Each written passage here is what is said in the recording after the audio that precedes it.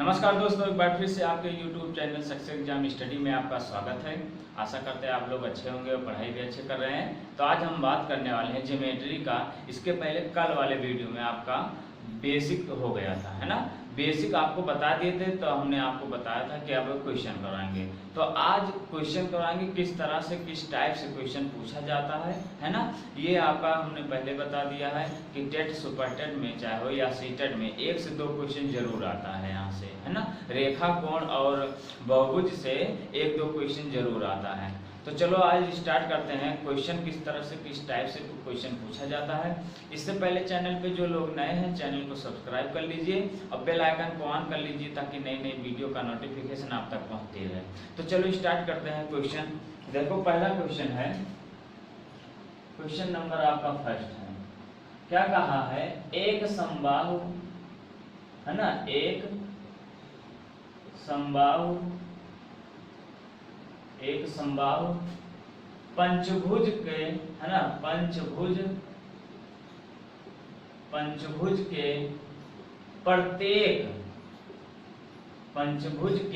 प्रत्येक अंतःकोणों का मान ज्ञात कीजिए। प्रत्येक अंतःकोणों का मान ज्ञात कीजिए। ओके, ज्ञात कीजिए।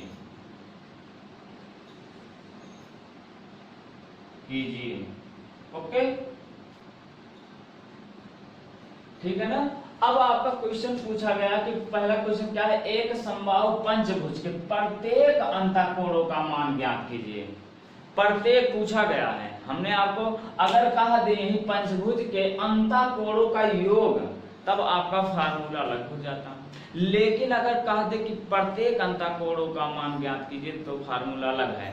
तो हम अगर अंतःकोणों का मान ज्ञात करने के लिए कहा है, इसका मतलब हमें बाह्य कोण भी पहले ज्ञात करना है। अगर हम पहले बाह्य कोण ज्ञात कर लेंगे तो आप लोग जानते हैं 180 में से, है ना, देखो जो आपका कोई भी कोण था, जैसे मान लीजिए यही है पंचभुज है ना, पंचभुज है, ये पंचभुज है, इसके अंतःकोणों का मान ज्ञात करना है। और लेकिन यही इसका भुजा बढ़ा दे, ये इसकी भुजा बढ़ा दे, है ना, ये वाला इसका भुजा बढ़ गया है, ये इसके बढ़ गया है, ये इसका बढ़ गया, ये इसका बढ़ गया।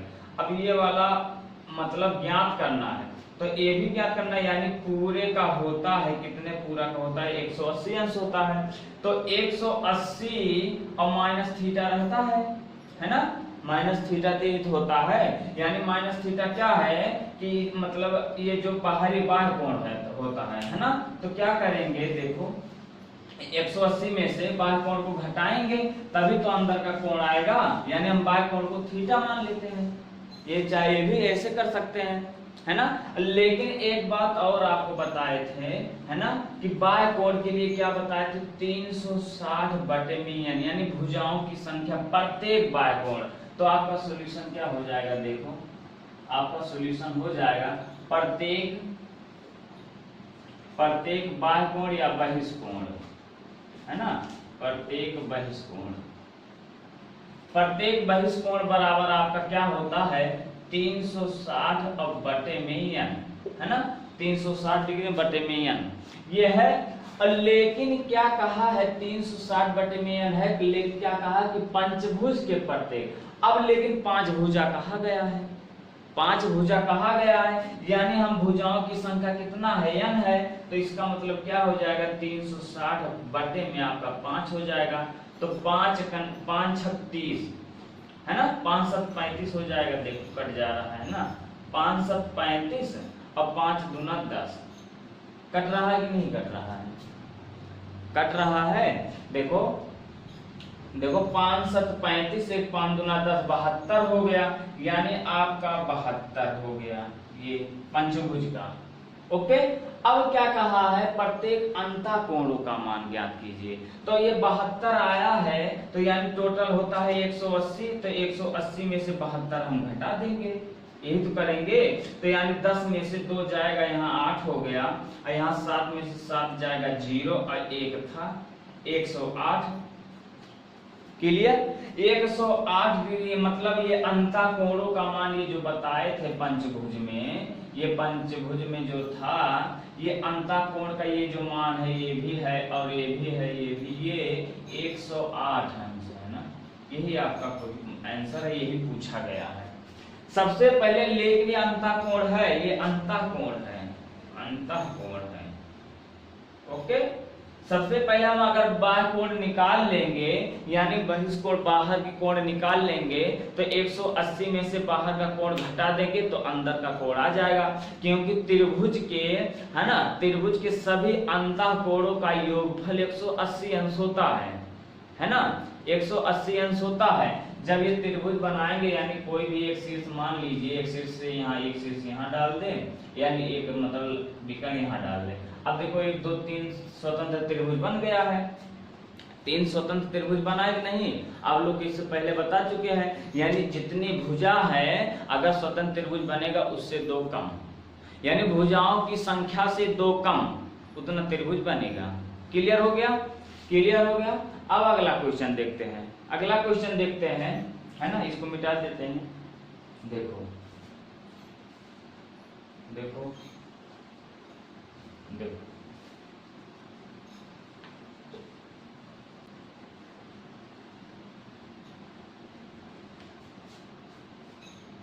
देखो कहा क्वेश्चन नंबर 2 आपका, क्वेश्चन नंबर 2, एक समबाहु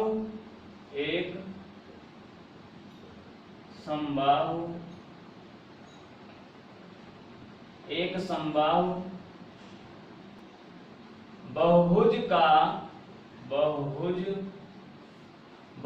का प्रत्येक बहिष्कोण है ना, बहिष्कोण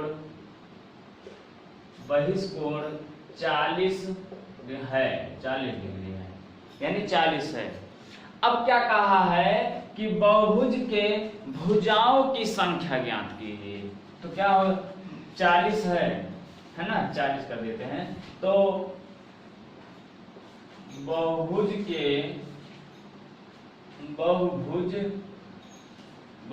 के भुजाओं की संख्या ज्ञात कीजिए, भुजाओं की संख्या ज्ञात कीजिए।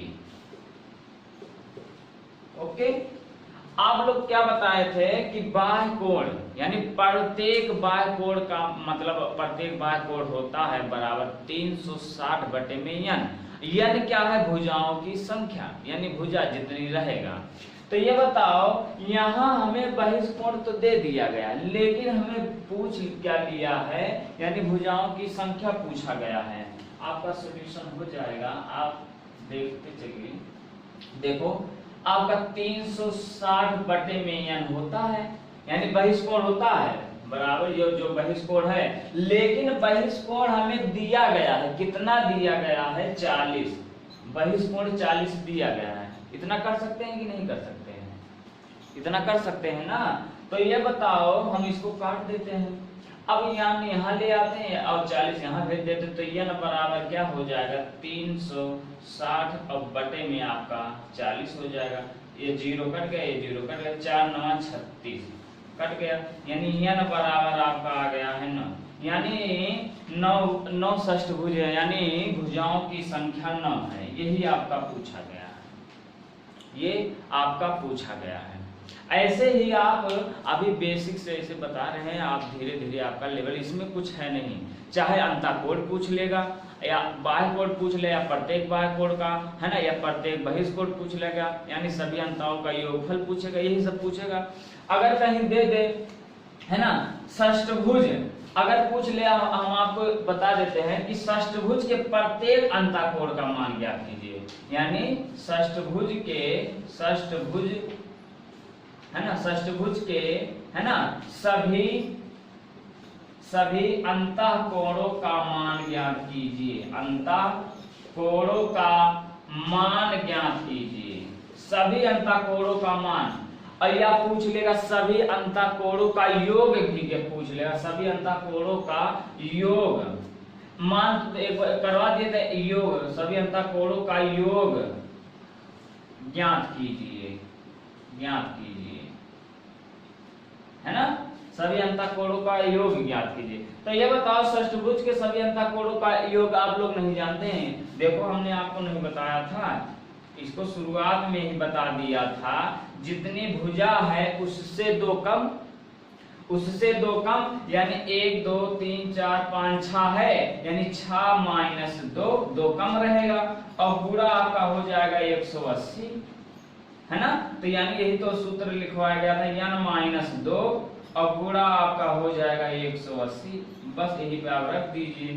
तो यहाँ 4 हो जाएगा और 18, है ना, 18 चौक 72, यानी 720 हो जाएगा। यानी इसके सभी भुजाओं अंतःकोणों का योगफल जो है 720 होगा।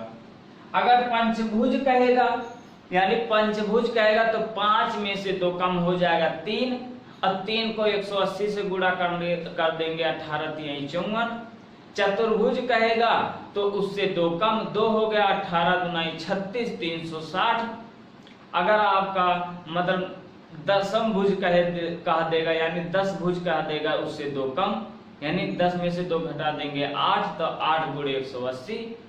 जितना भी आपका कह दे, जितनी भुजाओं की बात कर दे और आपका मतलब उससे 2 कम हो जाएगा।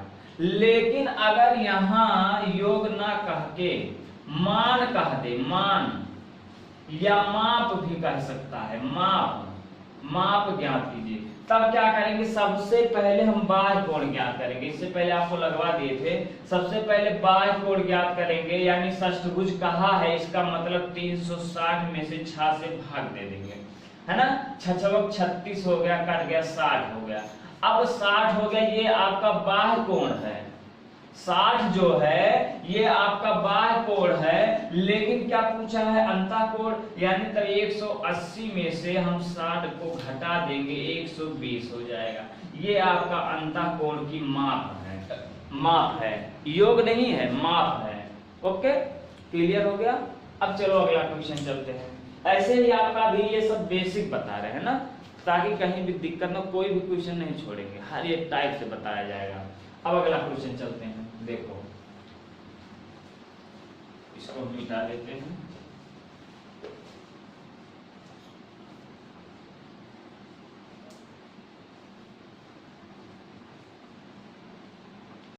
देखो क्वेश्चन नंबर आपका 3 है, कहा है एक समबाहु बहुभुज की प्रत्येक अंतःकोण तथा प्रत्येक बहिष्कोण का अंतर 60 है ना। तो बहुभुज की भुजाओं की संख्या है, बहुभुज की भुजाओं की संख्या है। आप लोग क्या बताए थे, अगर बहुभुज यानी प्रत्येक बहिष्कोण का मान होता है 360 बटे में n, यानी n क्या है, भुजाओं की संख्या, और प्रत्येक अंतःकोण का मान जो होता है वह n माइनस 2, यानी भुजाओं की संख्या से 2 कम, गुणे 80, और बटे में भुजाओं की संख्या। और लेकिन अगर वही योग पूछ लेगा, जो बटे में n कर रहे वो n नहीं रहेगा। इतना क्लियर हो गया होगा, है ना। अब देखो आपका सॉल्यूशन है, आपका बस वही पे रख दीजिए, एकदम सॉल्व हो गया। उसी पे सॉल्व हो गया। तो बताओ अंतःकोण का मान क्या होता है, प्रत्येक अंतःकोण का मान होता है n माइनस 2, यानी भुजाओं की संख्या से 2 कम, और बटे में भुजाओं की संख्या n हो गया। अब माइनस 360 बटे में n, समझे कि नहीं। ये माइनस क्यों किया, क्योंकि दोनों का अंतर कहा गया ना। अब दोनों का अंतर दिया गया है, हमें 60 दिया गया है।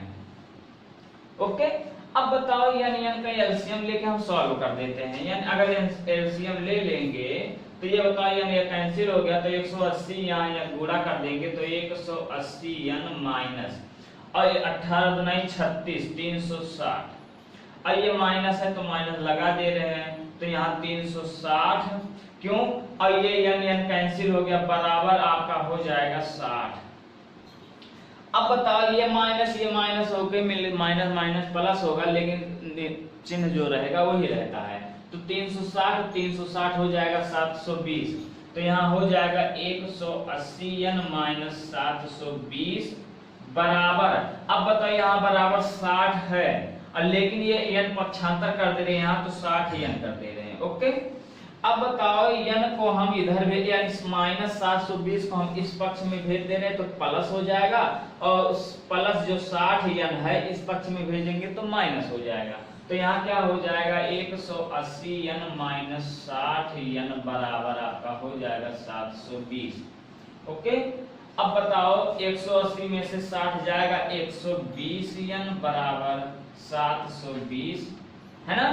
और 12 छक 72 और यानी 0 0 पहले से कट गया है, ये भी कट गया, n बराबर आपका हो गया है 6। यानी भुजाओं की संख्या क्या है 6, यानी क्या है षष्ठभुज है, यानी आपका षष्ठभुज है और दोनों का अंतर आपका 60। क्लियर हो गया, ये आपका पूछा गया है। अब ये जो पूछा गया इससे बाहर कुछ नहीं जाता है। अब अगर आपका पूछ लेगा यही अनुपात में पूछ लेगा, है ना, अनुपात में पूछ लेगा। चलो आगे देखते हैं, क्वेश्चन नंबर आपका 4 है। देखो क्वेश्चन नंबर 4, इसको मिटा देते हैं तब बता दे, है ना। चलो आप बस समझते चलिए, कहीं भी कोई दिक्कत ना हो। अगर कहीं भी डाउट हो तो आप कमेंट बॉक्स में पूछ सकते हैं। चलो अब देखते हैं क्वेश्चन नंबर 4। क्वेश्चन नंबर 4 किस तरह से पूछता, देखो एक समबाहु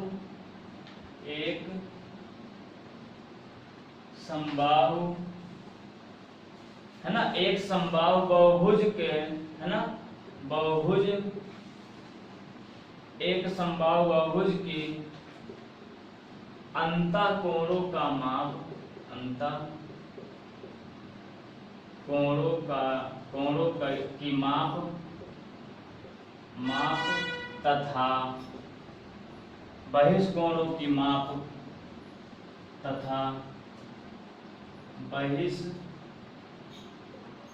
बहिष्कोणों की माप का अनुपात, है ना, अनुपात 7:2 है तथा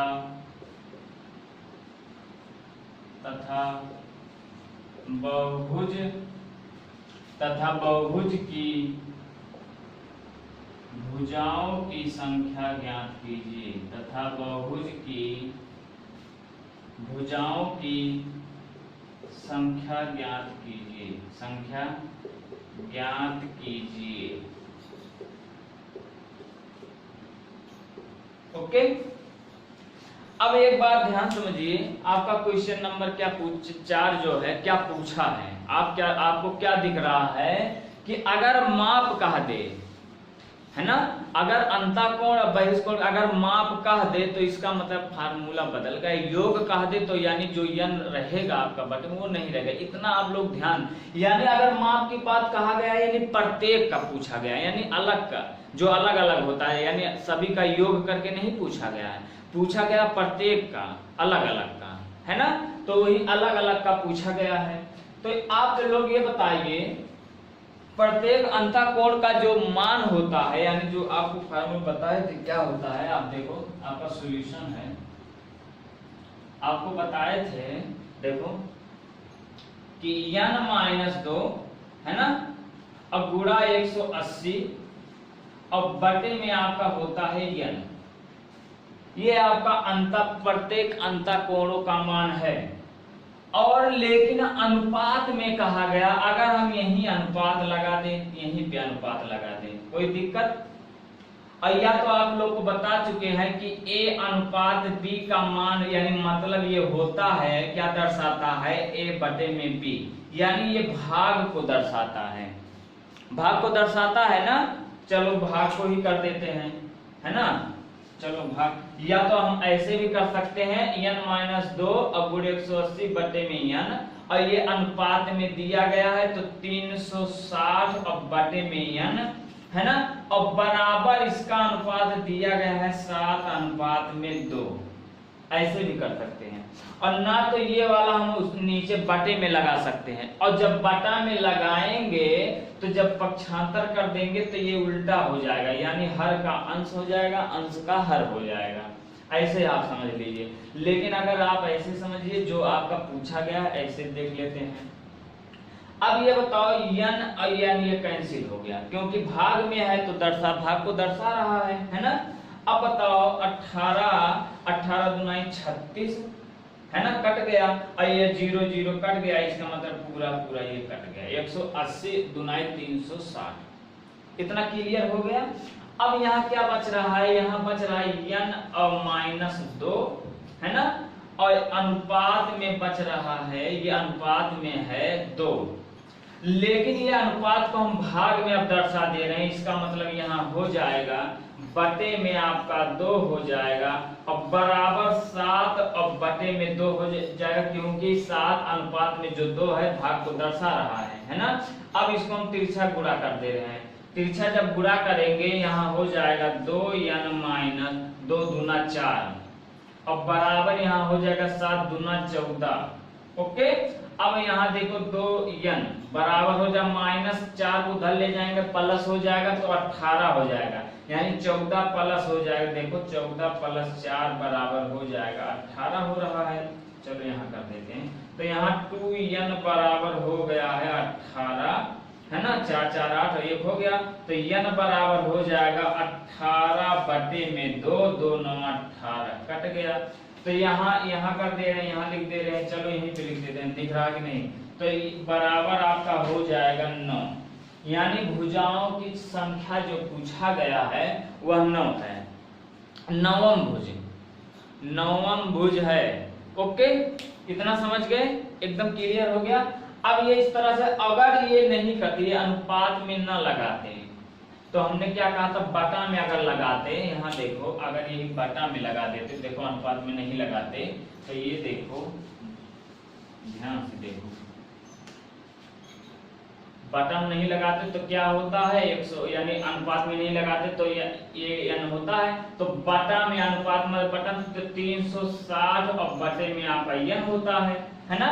तो ये जब पक्षांतर करेंगे ये सबसे ऊपर जाता है, और ये 360 n पे आएगा, तो इसका मतलब क्या हो जाएगा n - 2, और पूरा आपका हो जाएगा 180, है ना, अब बटे में आपका हो जाएगा 360 और पूरा n, और ये n सबसे ऊपर चला जाएगा, यहाँ n हो जाएगा, यहाँ ऐसे समझ लेते हैं, यहाँ और यहाँ पूरा n हो जाएगा, और इसका मान दिया गया है 7:2, यानी 7 बटे में 2 हो जाएगा।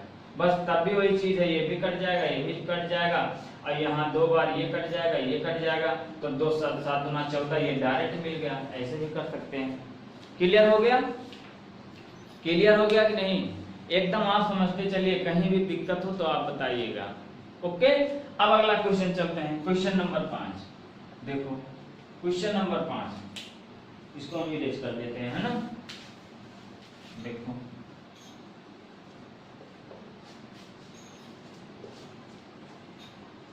देखो क्वेश्चन नंबर 5 क्या है, एक समबाहु बहुभुज के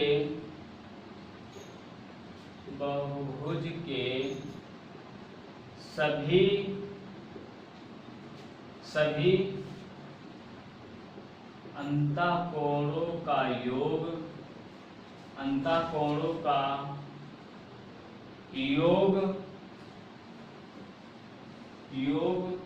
तथा उसके बाह्य कोणों का योग, है ना, बाह्य कोणों का योग, बाह्य यानी कोणों का योग, बहिष्ठ कोणों का योग, है ना, बाह्य कोणों का योग,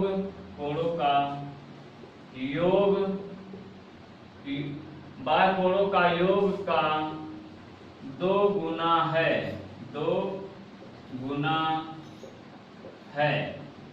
तो क्या कहा, बहुभुज के भुजाओं की संख्या ज्ञात कीजिए। बहुभुज के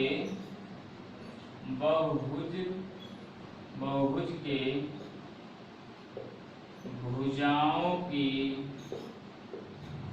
संख्या ज्ञात कीजिए। ओके, क्लियर हो गया, बहुभुज के भुजाओं की संख्या ज्ञात कीजिए। तो ये क्वेश्चन आपका पूछा गया है, तो आप लोग को यहाँ दिख रहा है, यहाँ क्या योग की बात कर दिया गया, यानी प्रत्येक बार यानी सभी अंतःकोणों का योग और सभी बाह्य कोणों का योग का दुगना है तो बहुभुज की भुजाओं की संख्या ज्ञात कीजिए। अब दुगना है, अब लेकिन योग कहा गया तो योग क्या है, आपका फार्मूला क्या था, आपको बेसिक भी बता दिए थे, है ना। देखो जो लोग अभी नहीं देखे हैं, है ना, फर्स्ट वीडियो जो लोग नहीं देखे हैं जाके देख लीजिए, तब यहाँ ज्यादा समझ में आएगा। क्योंकि आज हम पिछला यानी क्लास में नहीं बता रहे ये कैसे आया था।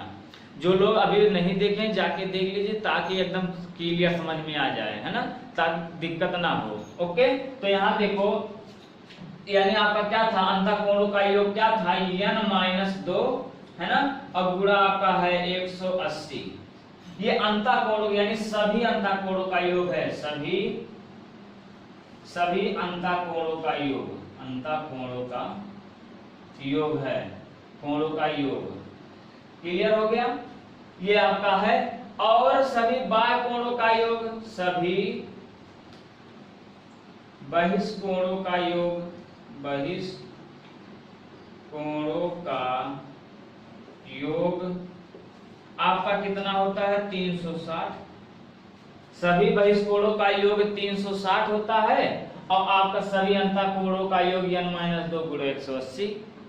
ओके, अब यहाँ क्या पूछा गया, उसका दुगना है। अब यहाँ देखो तो n-2 का यानी 180, अब इसी यानी बाह्य कोणों का दुगना यानी 360 गुणे 2, ये हो जाएगा, होगा कि नहीं होगा। अब 180 दुना हो जाएगा 360, ये कट गया, और 2 दुना 4 यानी n-2 बराबर आपका हो गया 2 दुना 4, तो n बराबर आपका हो गया 2 उधर भेज देंगे तो 4 और प्लस 2 हो जाएगा, तो n बराबर आपका हो गया है 6। क्लियर, यानी आपका जो भुजा है, भुजाओं की संख्या यानी बहुभुज की भुजाओं की संख्या यानी वो षष्ठभुज है।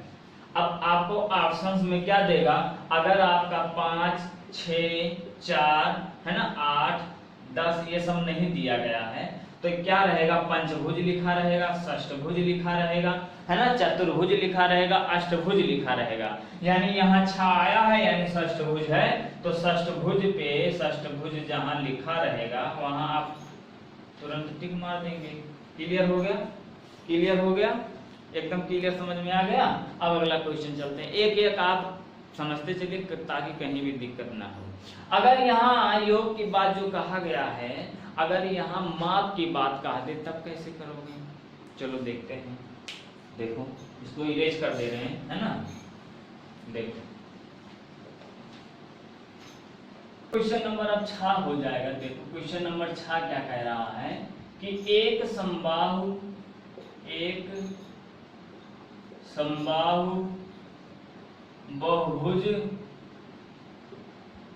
बहुभुज का प्रत्येक अंतःकोणों का माप, प्रत्येक अंतःकोण, अब प्रत्येक का कह दे यानी माप है, प्रत्येक अंतःकोण इसके, है ना, इसके बाह्य कोण यानी बहिष्कोण का 11 गुना है, 11 गुना है ना, बहुभुज में यानी बहुभुज की भुजाओं की संख्या है, भुजाओं की संख्या है, भुजाओं की संख्या है। ओके,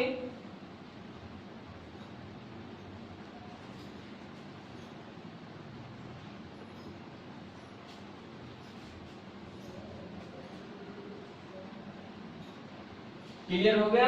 अब कहा है एक समबाहु बहुभुज का प्रत्येक अंतःकोण इसके बहिष्कोण का 11 गुना है, तो कहा है बहुभुज की भुजाओं की संख्या ज्ञात कीजिए। यानी क्या कहा है, प्रत्येक की बात की गई है।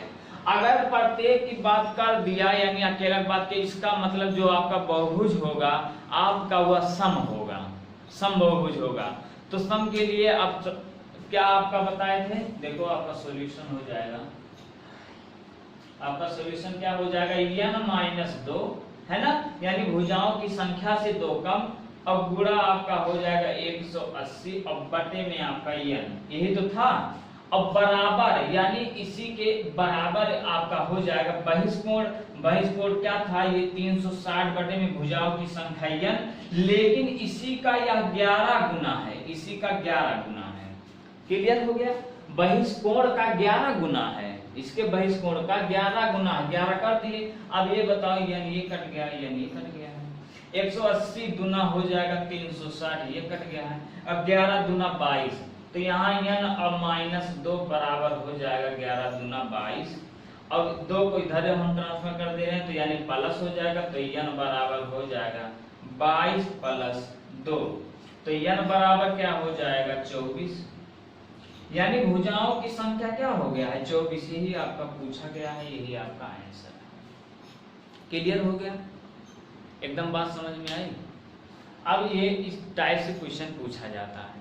अब आपका हम टाइप बदल देंगे, क्योंकि इस टाइप से जितने भी प्रकार से पूछा जाता है सब आपका हो गया, चाहे वह प्रत्येक अंतःकोण की बात की जाए या प्रत्येक बहिष्कोण की बात की जाए या सभी अंतःकोणों की का योग की बात कर दिया जाए, है ना, या सभी बहिष्कोण का योग, आपका सब हो गया है। अब आगे आपको बताए थे विकर्ण, यानी विकर्णों की संख्या अगर पूछ ले तब कैसे होगा। देखो इसको इरेज कर दे रहे हैं ना, तब देखो अगला टाइप तब चलते हैं। देखो क्वेश्चन नंबर आपका 7 है, क्वेश्चन नंबर 7 है ना।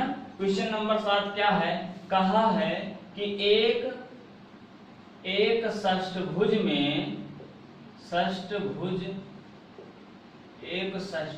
में कितने विकर्ण होते हैं, कितने विकर्ण होते हैं। ओके, क्लियर हो गया। कहा है एक षष्ठभुज में कितने विकर्ण होते हैं, तो हमने आपको क्या बताया था, आपको बता दिया था, चलो एक बार फिर दोहरा देते हैं कि कोई भी चतुर्भुज, मान लीजिए बहुभुज है, मान लो ये चतुर्भुज है ना। अब इसमें 4 भुजा है, तो विकर्ण में अगर होगा तो एक सिर से अगर विकर्ण खींच देते, चलो एक विकर्ण खींच दिए, ये स्वतंत्र विकर्ण हो गया। यानी आपको दिख रहा है 4 भुजा है और एक मतलब एक ही विकर्ण बन रहा है, यानी जितनी भुजाओं से 3 कम, यानी n और -3 भुजाओं की संख्या, यानी भुजाओं की संख्या से 3 कम, ये हो गया। और लेकिन पूछ ले कितना विकर्ण है, तो यानी ये तो स्वतंत्र विकर्ण है, यानी यहाँ से एक विकर्ण और खींची जा सकती है, 2 विकर्ण हो गया। तो हमने क्या कहा था, भुजाओं की संख्या से 3 कम, यानी 3 कम है, सॉरी अगर 2 बोले 3 कम, अब गुणा क्या हो जाए, यानी भुजाओं, यानी जितना भुजा रहेगा बटा में 2, यही आपका है। तो यहाँ क्या पूछा गया, बस ये आपका फार्मूला है, तो यहाँ षष्ठभुज कहा गया है, यानी यहाँ क्या करेंगे तो 6 - 3 है ना। अब गुणा आपका हो जाएगा, यहाँ आपका n है, यानी n क्या है 6 है बटे में 2, तो 2 × 3 = 6। अब बताओ 6 में से 3 जाएगा 3, यहाँ हो जाएगा 3 × 3 बराबर हो जाएगा 3 × 3 = 9 विकर्ण। ओके, 9 विकर्ण, ठीक है ना। अगर ये कहा दे कि दशम भुज, यानी दशम भुज माने 10 भुज, दशम भुज में कितने विकर्ण होते हैं, तो हम क्या करेंगे, यही सेम कर देंगे दशम भुज। इसी के दर यानी n हमें क्या मिल गया है 10, तो n मिला है 10, तो यहाँ 10 कर दे रहे -3। अब गुणा आपका हो जाएगा 10 बटे में 2, 2 × 5 = 10 कट गया, और 10 में से 3 जाएगा आपका 7 हो गया, गुणा 5, 7 × 5 = 35 विकर्ण है ना, 35 विकर्ण। 10 भुज में यानी दशम भुज में आपका 35 विकर्ण होंगे। क्लियर हो गया, एकदम क्लियर हो गया। अब अगला क्वेश्चन चलते हैं, देखो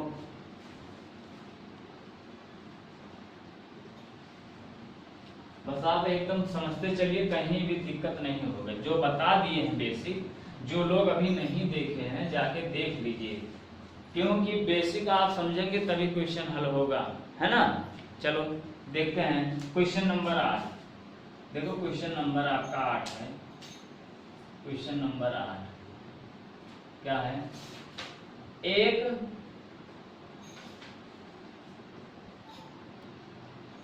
बहुभुज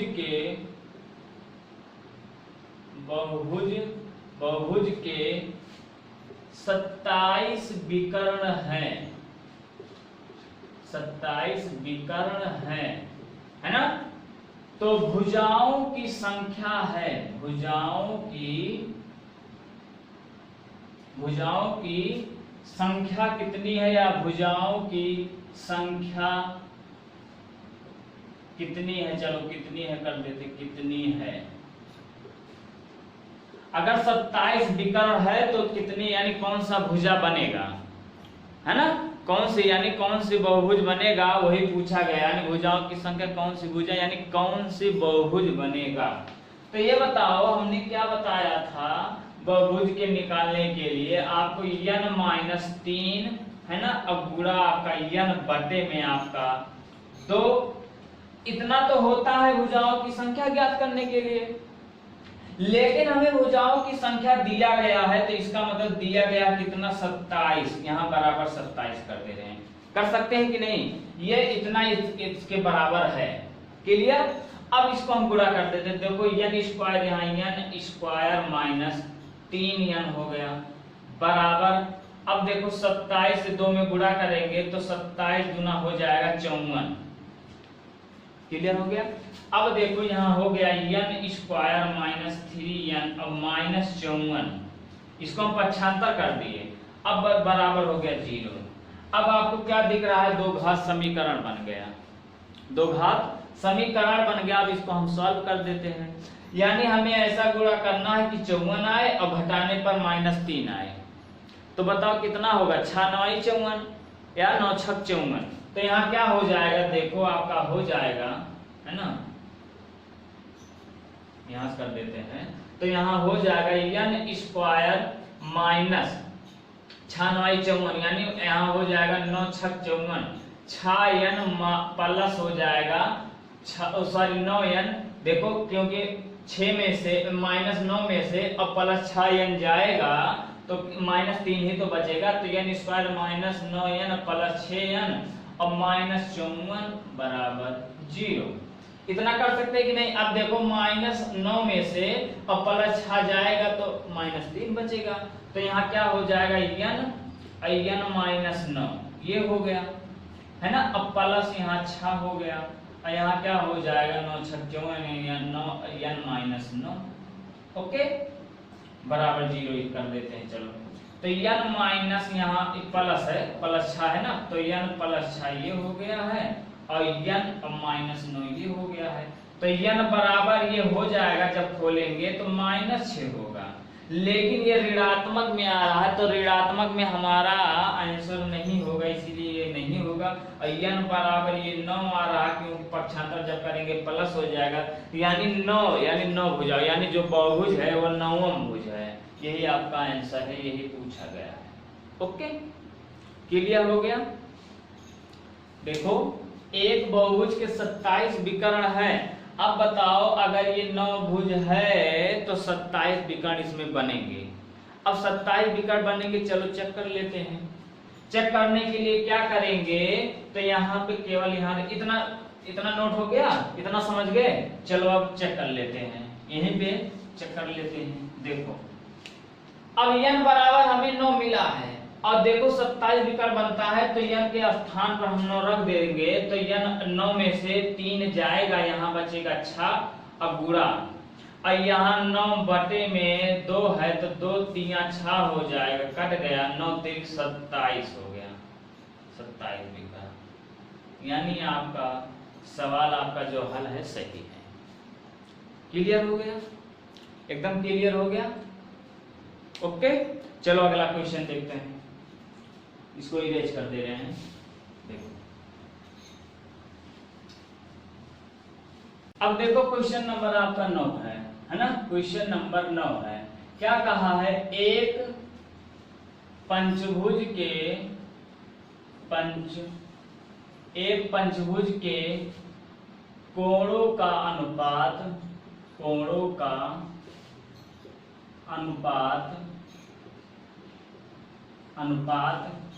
1:3 है ना, यहाँ लिख देते हैं 1:2:3:5 है ना, दिख रहा है कि नहीं? यहाँ अनुपात में 9 है। ओके, यहाँ तो यहाँ हम पूरा लिख दे रहे हैं। चलो यहाँ हम पूरा लिख दे रहे हैं। यहाँ क्या कर दे रहे हैं, अनुपात में कहा है 1:3:5 फिर अनुपात में 9 है। तो सबसे छोटे कोण का मान है, यानी मान ज्ञात कीजिए या सबसे छोटे कोण कौन सा है। तो आप ये बताइए पंचभुज के सभी कोणों का योगफल, यानी पंचभुज के सभी अंतःकोणों का योगफल कितना होता है? यानी जितना भुजा दिया गया है उससे 2 कम, और 2 कम हो गया तो गुणा 180, यही तो होता है n-2 गुणा 180। अब पंचभुज की बात किया है तो पंचभुज यानी यहाँ हो जाएगा 5 में से 2 जाएगा 3, अब गुणा हो जाएगा 180, 18×3 = 540, यानी पंचभुज के अंतःकोणों का मान जो योगफल जो होता है 540 होता है। और अनुपात हमें दिया गया है, क्लियर, अनुपात दिया गया है। तो चलो अब आपका सॉल्यूशन हो जाएगा। इसको हम मान लेते हैं x माना, है ना, माना पहला अनुपात x है, दूसरा हो जाएगा 2x, तीसरा हो जाएगा 3x, चौथा हो जाएगा 5x, है ना, 5x, और पांचवा हो जाएगा 9x, यही है। अब इनका हम योगफल यानी सभी अंतःकोणों का योगफल आपका होता है क्या, इसको हम जोड़ देते हैं x प्लस 2x प्लस, है ना, 3x plus 5x plus 9x बराबर आपका दिया, यानी होता है 540। होता है कि नहीं? पंचभुज के सभी अंतःकोणों का योगफल होता है 540। बस इसी को जोड़ देते हैं, 5 5 10 और 10 और 10, यहाँ देखो 5 ये हो गया, 5 ये हो गया, 5 5 10 हो गया, 9 1 10 10 20 हो गया, तो यानी 20x बराबर हो गया है 540। तो यहाँ एक शून्य कट गया, एक शून्य कट गया है, कट गया, तो x बराबर यहाँ कर देते 54/2, तो 2 दूना 4, 2 7 14 कट गया, यानी x बराबर आपका आ गया है 27 अंश। कोण पूछा गया है तो अंश लगेगा यानी डिग्री लगेगा। तो यानी सबसे छोटे कोण का मान क्या है? 27, यानी आपका x का मान है 27। अगर बताओ सबसे बड़ी पूछ लेता तो 9 में गुणा कर देते, यानी 27 और गुणे 9 कर देते, सबसे बड़ी पूछ लेता, लेकिन सबसे छोटा पूछा है तो 27 होगा। इतना समझ गए? एकदम क्लियर हो गया। तो आपका रेखा, कोण और बहुभुज में इससे बाहर क्वेश्चन नहीं पूछा जाएगा। जितने भी टाइप से क्वेश्चन पूछा गया है सब टाइप आपका हो गया है।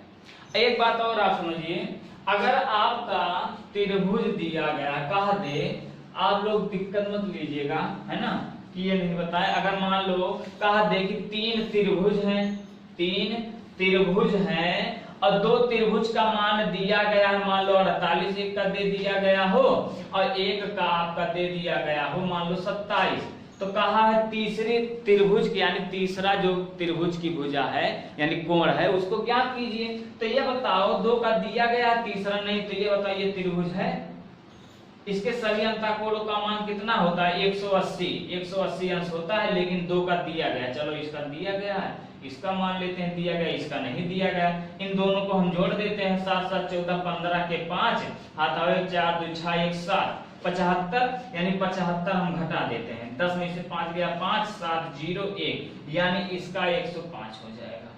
बस इसी तरह से भी पूछ लेगा कि 3 त्रिभुज में 2 कोणों का मान, त्रिभुज नहीं है मतलब एक त्रिभुज में मतलब 3 कोण है तो 2 कोण का मान दिया गया है, त्रिभुज नहीं 2 कोण का मान दिया गया है, कहा तीसरा कोण क्या होगा, तो दोनों को जोड़ देंगे 180 में से घटा देंगे। अगर चतुर्भुज कह दे तो चतुर्भुज का क्या होता है 360 होता है ना। तो अगर 3 का दिया गया जोड़ देंगे, जो आएगा इसी में से घटा देंगे, आपका चतुर्भुज का निकल जाएगा, पंचभुज का निकल जाएगा, षष्ठभुज का निकल जाएगा। तो बस आज इतना ही, आपका ये आपका रेखा कोण और बहुभुज ये समाप्त होता है। अब अगले क्लास में मिलेंगे, है ना। आपका पार्ट 2 है, हमने कहा था पार्ट वाइज पढ़ाएंगे ताकि सेक्शन वाइज पढ़ाएंगे दिक्कत ना हो, है ना। अगर आपको यह वीडियो पसंद आया हो तो लाइक और शेयर जरूर कर दीजिएगा, और अगर चैनल पे जो लोग नए आए हैं चैनल को सब्सक्राइब कर लीजिए और बेल आइकन को ऑन कर लीजिए ताकि नई नई वीडियो का नोटिफिकेशन आप तक पहुंचती रहे। मिलते हैं अगले क्लास में। Thank you so much.